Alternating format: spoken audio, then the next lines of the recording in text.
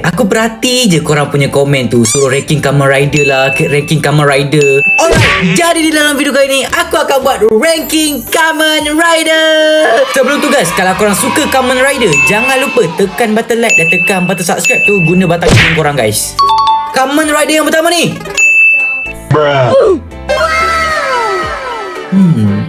No, 7. Tak minat sangat. Baru kedua dia dah bagi yang gempak-gempak Korang jangan sebut nama ni banyak kali nanti jadi mencarut pun ada. 4.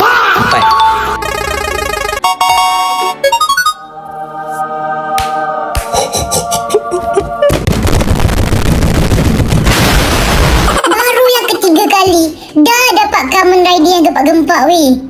Dikit ni my favourite Kamen Rider. Siapa sama dengan aku guys suka Kamen Rider Dikit, jangan lupa tekan button like.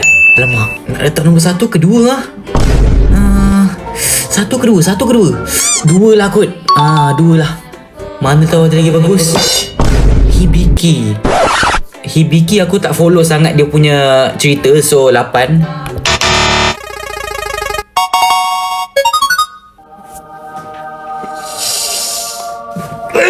Kenapa dapat Kamen Rider yang gempak-gempak weh? Siapa je yang tak suka Kamen Rider Build?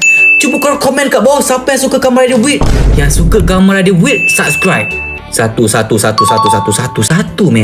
man. Tak ada siapa yang boleh kalahkan cerita Kamen Rider Build. Kiva. Alamak, tak follow sangat lah. 9. X8.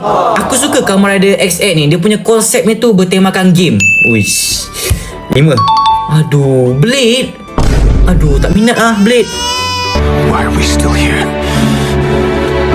Gain. Tolonglah. Zio. Okay, memang layak Zio dapat nombor 3 guys. Yang suka Kamen Rider Zio, like dan subscribe. 3. Memang kena guys. Build nombor 1, Decade nombor 2, Zio nombor 3. Memang kena Mat. Tapi ada lagi satu tu guys. Nombor 4 patutnya Kamen Rider Wizard. Kamen Rider Wizard tu pun menarik juga jalan ceritanya tu. Tapi tak apalah guys. Korang nak aku ranking apa ni guys? Cuba korang komen dekat bawah.